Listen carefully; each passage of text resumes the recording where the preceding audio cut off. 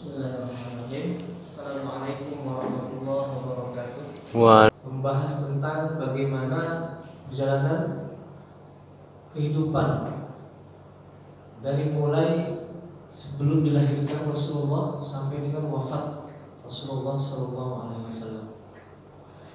Dan dalam waktu singkat ini mungkin insya Allah kita akan banyak bercengkrama menyebut nama Rasulullah SAW. Sayyidina Ubay bin Ka'ab rahimahullah ta'ala pernah bertanya kepada Rasulullah, "Ya Rasulullah," dalam bahasa kita begini, "saya ini gak terlalu tekun dalam berzikir dengan siwat-siwat zikir yang bermacam-macam, entah itu tasbih, entah itu tahmid, ataupun hamdalah, ataupun tahlil, istighfar dengan berbagai macam variasinya." Kata beliau, "Aku nggak terlalu tekun untuk berzikir seperti itu." Padahal Ubay bin Ka'ab ini adalah rujukan sahabat paling rujukan dalam hal Al-Quran. Bahkan beliau ditunjuk sebagai imam oleh khalifah untuk memimpin sholat-sholat di luar sholat yang wajib, karena sholat yang wajib itu masih diimami oleh para khalifah Rasyidin. Ubay bin Ka'ab ini adalah ditunjuk oleh para khalifah untuk memimpin imam sholat-sholat selain sholat yang lima waktu itu. Maka beliau berkata seperti ini, "Aku tidak tekun untuk berzikir menggunakan sigat-sigat zikir yang lain." Maka kata beliau, "Fakaifa lau aj'alu an aghlaba waqti salatan alaik." Bagaimana kalau seluruh waktuku aku habiskan untuk membaca sholawat kepada ya Rasulullah? Pertanyaan Ubay bin Ka'ab kepada Rasulullah SAW. Apa respon Rasulullah? Kata Rasulullah, "Wahai Ubay, dengan sholawat itu tughfaru laka dzunubuk, engkau akan diampuni seluruh dosamu, wa tujabu laka hajatuk, dan engkau akan dikabulkan seluruh hajat-hajatmu." Artinya apa? Bahwa sholawat ini memiliki keutamaan tersendiri, sehingga bagi siapapun yang mengucapkan sholawat dengan berbagai macam variasinya, baik yang simpel sampai dengan yang bermacam-macam, maka akan ada pahala tersendiri. Sebagaimana Rasulullah SAW sampaikan, "Man shalla alayya salatan wahidatan sallallahu bihi alaihi asyran."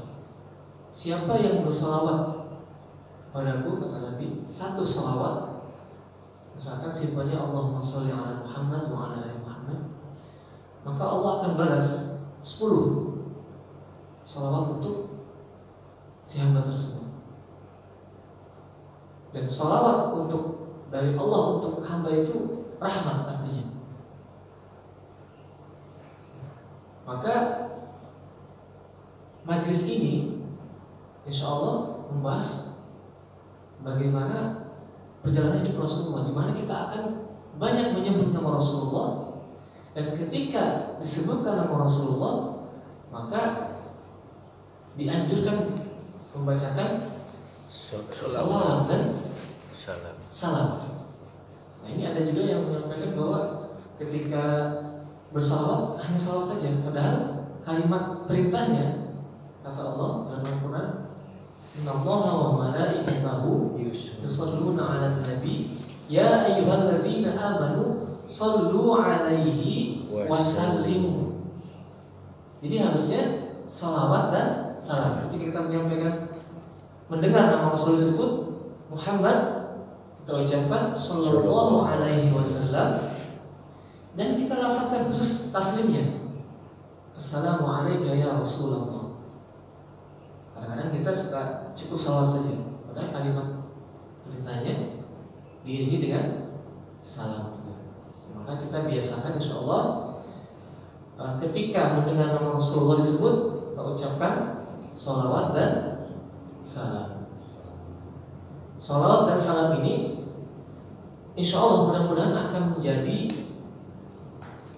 penolong kita, syafaat. Karena kata Rasulullah, siapapun yang sering bersolawat kepadaku, maka akan aku berikan jamuan di telaga Al-Haud nanti, di mana airnya itu lebih putih daripada susu, lebih manis daripada madu, dan nanti akan dihidangkan dengan cangkir-cangkir yang sudah ada cap dari surganya. Mudah-mudahan kita semua Allah perkenankan untuk mendapatkan syafaat dari Rasulullah dengan sebab salawat yang kita bacakan, insyaallah. Jemaah rahimakumullah, insyaallah kita akan bahas bagaimana tentang pentingnya dulu. Jadi kalau kita mengkaji segala sesuatu, maka kita harus tahu dulu keutamanya apa. Tujuannya untuk apa? Untuk menguatkan kita, untuk mengokohkan bahwa apa yang akan kita pelajari ini ada keutamaannya, sehingga kita akan ada keteguhan dalam mempelajari hal tersebut, insyaallah. Silakan Ustaz.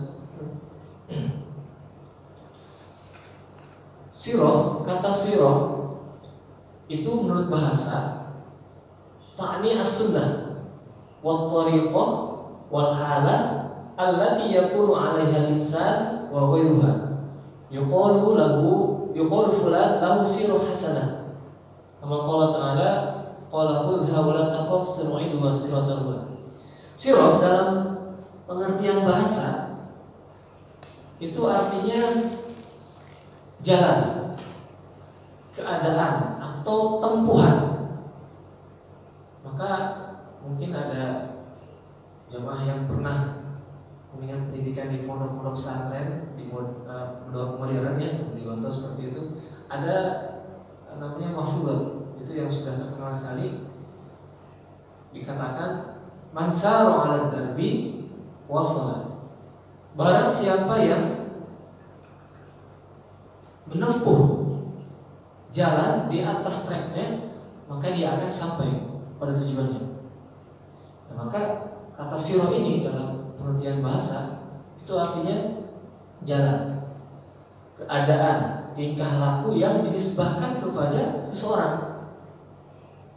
Nah, kalau kita mengatakan sirah fulan lahu sirah hasanah, orang punya sirah hasanah, artinya dia punya tingkah laku, punya keadaan yang baik. Dan ini ada dasarnya dari firman Allah, qala khudhha wa la takhaf sanu'iduha siratal ula. Allah berfirman, ayat ini menjelaskan tentang peristiwa Nabi Musa ketika diperintahkan untuk melemparkan tongkatnya. Kata Allah kepada Musa, alqi ma fi yamin, lemparkan apa yang ada dalam tanganmu. Kemudian dia akan berubah menjadi bola. Dan setelah itu Musa merasa ketakutan untuk mengambil kembali tongkatnya karena sudah berubah menjadi bola. Lalu Allah mengatakan, khudhha wa la takhaf, ambil tongkat itu dan janganlah engkau takut, maka akan kami kembalikan ular tersebut kepada keadaan semula, yaitu tongkatnya. Nah, artinya secara bahasa sirah adalah keadaan, tingkah laku, tempuhan dan seterusnya. Adapun menurut istilah sirah artinya qissah al-hayah, qissatul hayah wa tarikhuha. Wa kitabuha tusamma kitabus sirah.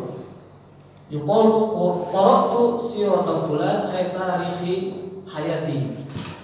Menurut istilah sirah adalah kisah hidup dan sejarahnya.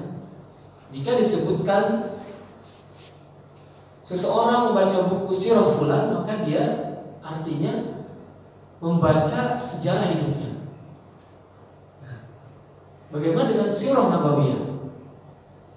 Maka sirah nabawiyah kita baca majmu'u ma warada lana min waqa'i hayatin nabiy sallallahu alaihi wasallam wa sifatihil khuluqiyah wal khalqiyah mudhafan ilaiha ghazwatuhu wa sarayahu, yaitu kumpulan hal-hal yang sampai kepada kita berupa peristiwa-peristiwa, kejadian-kejadian dalam kehidupan Rasul sallallahu alaihi wasallam, baik dalam tingkah laku, budi pekerti, sifat fisik, dan segala sesuatu yang muncul dari pribadi Rasulullah SAW, maka itu disebut dengan sirah nabawiyah.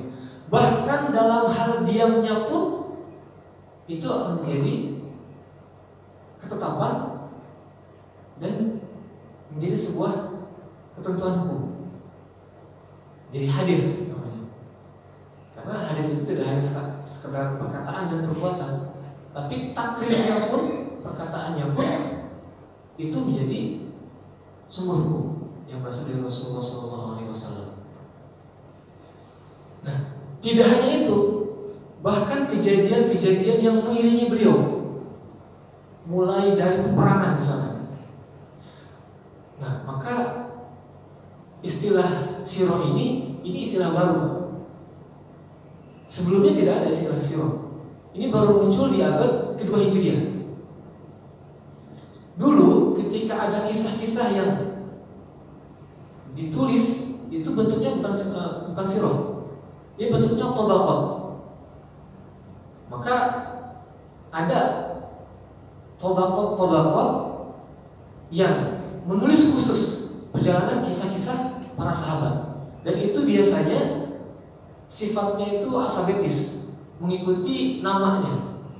Misal disebut tabaqatu Abi Bakri, tabaqatu Abi Ubaidillah. Jadi A dulu, urutannya A, kemudian B terus sampai seterusnya. Nah, tidak ada dulu namanya istilah sirah ini. Terminologi sirah ini muncul belakangan setelah abad 2 Hijriah. Abad 2 Hijriah ketika Rasulullah hijrah ke Madinah, maka mulailah disusun sirah ini. Dan tokoh yang utama, yang paling dominan, artinya yang paling berpengaruh dalam menulis sirah ini, itu adalah Ibnu Ishaq, di mana manuskripnya sekarang sudah kita tidak dapatkan lagi. Jadi Ibnu Ishaq ini adalah penulis sirah Nabi yang lengkap. Dan dari sirah Ibnu Ishaq inilah maka ditulis ulang oleh muridnya yang bernama Ibnu Hisham. Maka ada namanya kitab Sirah Ibnu Hisham. Dan ini kita bisa dapati, baik itu yang tulisan asli dalam bahasa Arab ataupun sudah dalam bentuk terjemahan.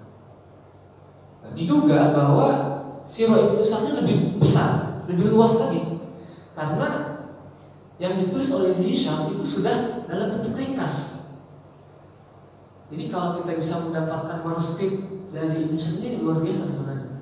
Tapi sudah tidak ada, karena sudah berabad-abad. Jadi yang melanjutkan itu adalah muridnya Ibnu Hisham. Selanjutnya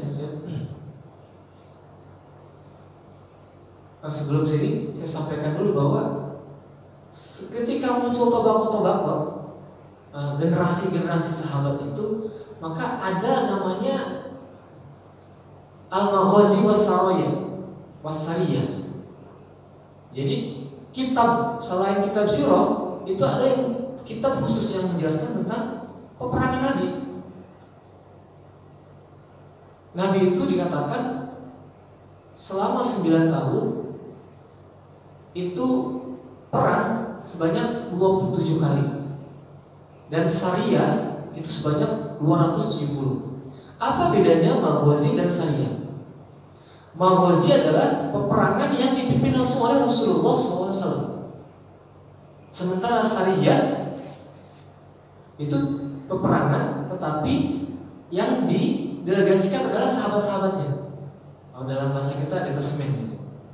Jadi menyuruh sahabatnya untuk ekspansi kemana, untuk pergi kemana, berperang. Dan tidak hanya berperang, syariah ini bisa jadi Rasulullah menugaskan sahabatnya untuk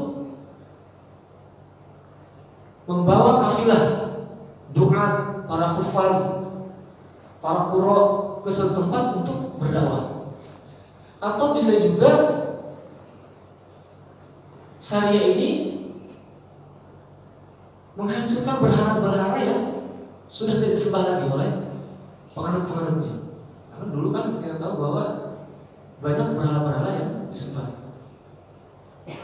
Atau syariah juga ditugaskan untuk membawa kafilah hujjah, mengamankan para hujjah, kemudian bahkan untuk perdagangan pun itu dikawal oleh syariah itu. Tetapi khusus peperangan yang dipimpin oleh Nabi sendiri selama 9 tahun ini itu hanya 27 peperangan. Artinya kalau 9 tahun, nah 27 dibagi 9 tahun itu dalam hitungan kita berarti 3 atau 4 bulan. 4 bulan sekali Rasul berperang untuk berdakwah. Sementara kalau 270 syariah itu berarti dibagi 9 tahun itu gak nyampe 2,5 bulan. Nah, jadi ada kitab khusus namanya Kitabul Maghazi was Sariyah, dan yang termasyhur adalah karangan Al-Imam Al-Wahidi dan karangan Al-Waqidi. Jadi ada dua, ada Al-Wahidi, ada Al-Waqidi. Kedua-duanya ulama besar yang menulis dua kitab ini, Kitabul Maghazi was Sariyah. Karena kata Sayyidina Ali, aku tidak mengajarkan kepada anak cucuku hanya Quran, tetapi aku ajarkan Al-Maghazi, diajarkan peperangan. Untuk apa tujuannya? Untuk melihat bagaimana akhlak spontan ketika berperang itu. Maka orang itu ketika dalam keadaan sulit, berkecamuk, kemudian dalam keadaan yang katakanlah tertekan, maka akan muncul sifat aslinya. Maka dari situ akan kelihatan bagaimana akhlak seseorang, termasuk Rasulullah SAW. Maka akan terlihat, nanti kita akan bahas selanjutnya.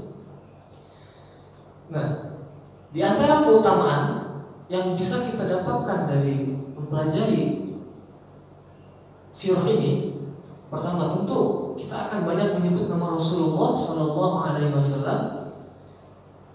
Kemudian dengan memperbanyak menyebut itu, maka kita akan banyak bersolawat. Dan dengan solawat itu kita tadi akan mendapatkan syafaat insyaallah. Yang kedua, setiap manusia itu butuh uswah, butuh contoh. Bahkan orang yang mengatakan aku tidak perlu contoh sekalipun, sebenarnya butuh contoh. Sehingga ketika manusia masih sedikit, ketika masih zaman Nabi Adam, Allah mengirimkan contoh yang diambil dari binatang dalam hal peristiwa anak Adam yang membunuh saudaranya, Qabil membunuh Habil. Ketika terjadi pembunuhan pertama ini, maka Qabil bingung bagaimana cara mengubur jenazah ini. Kemudian Allah mengutus satu ekor burung gagak, faba'atsallahu ghuraban yabhasu fil ardi liyuriyahu kaifa yuwari sawat akhi.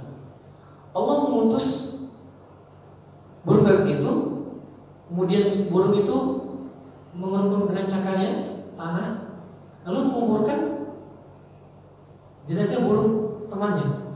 Maka dari situ Qabil bisa melihat, ya wailata ajaztu an akuna mithla hadzal ghurab. Aduh, kasihan sendiri aku nih, tidak bisa mengikuti seperti burung ini. Itu adalah contoh. Maka setelah itu terjadilah proses penguburan, melihat dari contoh yang diberikan oleh Allah melalui ghurab tadi, melalui seekor burung gagak tadi. Jadi hatta atau bahkan sampai orang yang enggak butuh contoh pun dia adalah membutuhkan contoh sebenarnya. Nah, apalagi dalam berkehidupan. Tentu kita sebagai seorang muslim, sebagai seorang mukmin, kita sangat butuh al-mathalul a'la, tipe ideal kita yang kita jadikan sebagai idol. sebagai figur teladan, sebagai uswah kita. Maka beliau adalah Rasulullah Sallallahu Alaihi Wasallam. Sebagaimana masyhur dalam firman-Nya, Allah Subhanahu Wa Taala berfirman, "Laqad kana lakum fi Rasulillahi uswatun hasanah liman kana yarjullaha wal yawmal akhir wa dzakarallaha katsiran." Laqad kana lakum, ini ayat ini menggunakan dua taukid, dua penguat, yaitu lam ibtida dan huruf qad. Artinya apa? Allah ingin memberikan penegasan bahwa pada diri Rasul itu terdapat uswah, benar-benar. Bahkan bukan hanya untuk orang Islam, bukan hanya untuk umat Muhammad. Dan kalimat uniknya dalam kalimat ini yang dahulukan adalah lakumnya. Failnya di belakangnya, uswahnya di belakangnya. Sungguh telah ada untukmu, siapapun, mau dia muslim, mau non muslim. Kalau dia mau mengambil apapun yang dijalankan oleh Rasulullah, maka dia akan sukses. Contoh misalnya, entrepreneur. Kalau seorang entrepreneur mau menjalankan bisnisnya atau apapun mengikuti sifat Rasul, jujurnya, kemudian amanahnya, tabirnya, komunikatifnya, dan kecerdasannya, inovatifnya, maka sekalipun dia bukan orang Islam, dia akan sukses. Dan ini tidak lekang oleh waktu, bahkan oleh teknologi sekalipun. Jadi siapapun yang mau mengambil pelajaran dari sifat Rasul, maka dia akan sukses. Contoh, Rasul itu suka simak jemaah. Maka siapapun yang suka bersiwak, dia akan dapat manfaatnya. Dia akan bersih. Rasul suka mandi subuh, sebelum subuh. Maka siapapun yang melakukan itu, dia akan mendapatkan manfaatnya, kesehatan itu. Rasul suka melaksanakan puasa Senin Kamis. Maka siapapun yang menjalankan itu, insya Allah manfaatnya akan dirasakan. Jadi kalimat lakum ini mengindikasikan itu boleh diambil oleh siapapun, bahkan oleh non-muslim sekalipun. Tetapi untuk kita seorang yang beriman kepada Allah dan Rasulnya, ada manfaat tersendiri yang tidak hanya didapat ketika di dunia, tapi akan dirasakan nanti kelak di akhirat. Maka kalimat akhirnya, liman kana yarjullaha wal yawmal akhir.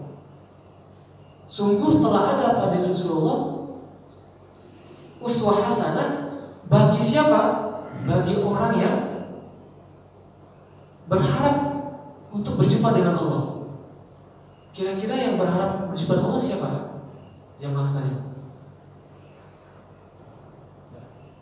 Hanya orang beriman yang berharap berjumpa dengan Allah. Kemudian wal yaumul akhir, dan berharap dengan hari akhir. Siapa dia? Orang yang beramal soleh. Jadi bagi orang yang beriman dan beramal soleh, maka dia akan mendapatkan manfaatnya tidak hanya di dunia, nanti kelak di akhirat. Wa dzakarallaha katsiran, dan dia banyak mengingat Allah. Nah, jadi ayat ini turun berkenaan dengan peristiwa perang Ahzab. Kalau dalam bahasa versinya perang Khandaq. Jadi ketika itu Rasul dikepung oleh musuh-musuh sebanyak 12.000 lebih. Nah, sementara pasukan Islam ketika itu hanya berjumlah 300 sampai dengan 1.200. Jadi jumlahnya berlipat-lipat. Dalam hitungan logika gitu, tidak akan menang kita, kata Rasul. Nah, ketika peperangan Khandaq itu tidak terjadi, maka Rasul minta pendapat kepada para sahabatnya. Wahai sahabat, coba berikan pendapat kalian. Bagaimana kita menghadapi musuh sebanyak ini? Karena di Arab itu, di Jazirah Arab itu, peperangan itu kalau mau dilakukan itu minimal ada 300 orang. Dan kalau mau menang perang harus 12.000 lebih. Sementara pasukan muslim ketika itu hanya 300 sampai 1.200. Itu sudah semua dengan perempuannya juga, para nisanya juga. Maka Rasulullah meminta para sahabatnya untuk menyampaikan pendapat. Bagaimana kita bisa menghadapi musuh banyak ini? Ada yang bilang, udah kita kembali lagi ke Madinah, kita tunggu aja di Madinah. Ada yang berpendapat, kalau kita kembali ke Madinah maka kota kita bisa hancur, kalah semua. Sampai ada satu sahabat namanya Salman Al-Farisi yang menyampaikan pendapat, ya Rasulullah, kalau di tempatku di versi itu, ketika menghadapi musuh maka kalau musuh kita lebih besar, kita akan buat parit. Nah, Khandaq ini adalah istilah bahasa Persia. Kalau bahasa Arabnya adalah Ukhdud. Maka ada dalam surat Al-Buruj, Qutila ashabul Ukhdud. Itu parit. Nah, kenapa disebut perang Ahzab? Karena semua pasukan musyrikin itu bersekutu semua untuk menyerang Islam. Maka sebutan dari perang Khandaq adalah perang Ahzab. Nah, ketika disampaikan pendapat Salman itu, kita harus buat parit. Parit ini luasnya itu harus bisa menutup loncatnya kuda. Jadi kalau kuda loncat itu nggak bisa loncat, dia harus berapa meter? 5-7 meter. Dan dalamnya harus sedalam kuda itu nggak bisa naik lagi. Sementara pasukan musyrikin ini sudah mendekati, kurang lebih 15-8 hari lagi sudah mau masuk Madinah. Maka ketika disampaikan usul itu oleh sahabat, para sahabat mengeluh, bagaimana mungkin kita membuat parit sebanyak ini, sebanyak kota Madinah itu mengelilingi? Tidak mungkin. Maka kata sahabat, kita tidak mesti buat parit semua, karena di barat dan timur itu sudah ada benteng. Bentengnya dari kebun kurmanya orang Yahudi. Orang Yahudi itu kalau punya kebun kurma, bentengnya temboknya tinggi-tinggi, saking pelitnya, karena takut buahnya jatuh di hadapan orang. Jadi bentengnya dari dibuat tinggi oleh orang-orang Yahudi. Nah, sementara sisi selatannya itu bukit, tidak mungkin musuh menyerang lewat bukit. Maka yang akan kita buat parit adalah utara ini. Nah, maka dengan usul itu Rasulullah menyetujui untuk membuat parit. Akhirnya dibuatlah parit. Dan membuat parit itu sangat lama sekali. Bahkan persediaan makanan ketika itu sudah menipis, sampai-sampai dikatakan dalam satu sejarah itu, untuk memenuhi asupan para yang buat parit itu cuma diberikan satu kurma, satu butir kurma, diemut sampai siang, dari pagi sampai siang. Lalu bagaimana untuk makannya? Untuk makannya ini, para sahabat hanya boleh memasukkan tangannya ke dalam tempat tepung. Dalam tempat tepung, sebelumnya dibasahi dulu tangannya dengan air. Apa yang didapat dari tangan itu, maka itulah jatah makannya. Saking menjaga perbekalan ini, karena tidak tahu musuh kapan datang. Lalu bagaimana makannya? Dengan tepung itu, maka makannya dengan cara ada nanti sahabat yang berdatang itu untuk dengan minyak agak panas gitu, lalu dibikin tepung. Nah, itu nanti akan dikonsumsi oleh para sahabat. Dan itu lama sekali waktunya.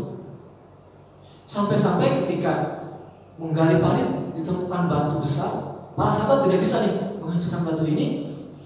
Kemudian memanggil Rasulullah, Rasulullah, batu ini sudah tidak bisa kita pindahkan nih, harus dihancurkan. Maka Rasulullah langsung mengangkat palungnya, kayak kapaknya gitu. Ketika ketika mengangkat palungnya itu tersingkap, bajunya itu ada batunya yang diikat. Dan ini jurus lama gitu ya. Jadi kalau dalam keadaan lapar, orang dulu itu menambah batu untuk diikat. Nah, para sahabat juga sama. Tapi para sahabat cuma satu batunya. Rasulullah itu banyak. Artinya apa? Rasulullah jauh lebih kelaparan dibanding dengan para sahabat. Nah, ketika mengangkat batu itu, kepala itu untuk memancurkan batu, maka terlihat ada sahabat Ubaidillah bin Jarrah melihat itu, maka dia langsung pulang. Menemui istrinya, dia katakan, makan apa yang kita punya? Maka kata istrinya, ya, ketika melihat tempat tepung cuma ada satu genggam tepung ini. Lalu lauknya apa? Ditunjuk, ada anak lembu satu. Kata sahabat Ubaidillah, kamu buat tepung itu jadi roti, aku akan sembelih ini untuk lauknya. Adalah mana? Sementara di tempat parit itu Rasulullah menghancurkan itu sampai berkali-kali. Sampai untuk membangkitkan semangat itu Rasulullah sampai bilang, kita tidak akan hanya menang di sini, kita akan menang nanti di Syam, kemudian di Persia, supaya para sahabat itu nggak lemah. Nah, maka ketika selesai batu itu diangkat, dipindahkan, dan makanan sudah selesai dibuat oleh Ubaidillah ini, datang pada Rasulullah. Sahabat Ubaidillah ini, Rasulullah, karena tahu tadi Rasulullah tersingkap bagian dalam keadaan kelaparan, diajak dalam bahasa kita, Rasulullah, yuk ikut ke rumahku nih, ada makanan buat engkau. Karena makannya sedikit, hanya cukup untuk itu, jawaban untuk Rasulullah. Tapi ketika disampaikan seperti itu, Rasul bilang apa? Memanggil para sahabat semua untuk ikut makan di rumahnya Ubaidillah bin Jarrah ini. Sahabat ini bingung, ini makanan cuma sedikit ya Rasulullah, tapi nggak berani ngomong gitu, nggak berani komplain gitu. Dipanggil semua sahabatnya. Dikatakan bahwa sahabat yang membuat parit itu 300 sampai 1200. Diundang ke rumah sahabat Ubaidillah bin Jarrah ini, lalu Rasul memegang pundaknya sahabat ini sambil bersenyum. Nanti ketika di rumah kita akan undang mereka makan. Kan panik nih, makanan sedikit, bagaimana mungkin bisa cukup? Kata Rasulullah, jangan khawatir. Nanti di sana jangan kau buka penutup makanannya, tutup saja. Lalu bagaimana bisa cukup makan ini? Kita undang. Jadi kata Rasul, udkhulu ashran, masuklah 10-10. Jadi sahabat yang tadi semua dia udah makan tuh masuk 10-10. Diambilkan sama Rasul, sama sahabat, makan 10 selesai, balik ganti lagi 10 lagi. Terus sampai selesai semuanya. Semuanya makan dan kenyang semua. Dan selesai semua para sahabat, lalu Rasul mengajak sahabat Ubaidillah dan istrinya untuk makan bersama. Maka setelah itu lalu Rasul mendoakan atas kebaikan sahabat ini. Maka kata Ubaidillah, ketika aku buka tempat makan masih utuh. Tepungnya yang dibuat di roti itu masih utuh, sampai dagingnya pun masih utuh. Itu karena berkah doa dari Rasulullah SAW. Nah, ayat ini turun berkenaan dengan surat Al-Ahzab tadi.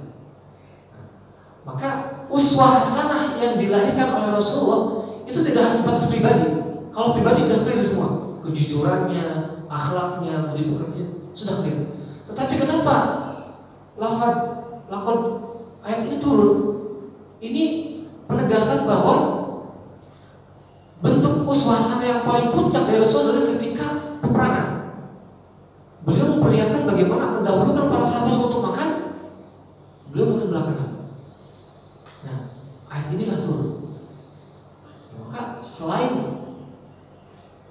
dalam peperangan, uswah hasanah sudah pasti jelas muncul dari Rasulullah SAW. Ya rahmatullah, mohon izin mungkin karena sudah syuruk, jadi kita tidak sampai siang. Maka mudah-mudahan kajian yang singkat ini nanti kita akan lanjutkan berikutnya. Kita belum bahas isinya Pak ya, kita baru pengantar ini, baru pentingnya atau keutamaan belajar sirah. Maka tadi sudah disampaikan bahwa dengan belajar sirah kita akan banyak menyebut nama Rasulullah. Dengan itu kita akan bersalawat dan kita akan mendapatkan keutamaan dari membaca salawat. Yang kedua, tadi kita juga akan mengkaji bagaimana uswah dari Rasulullah SAW. Insyaallah selanjutnya dalam pertemuan berikutnya kita akan bahas lagi bagaimana perjalanan kehidupan Rasulullah SAW. Demikian yang saya sampaikan dari kami. Mohon maaf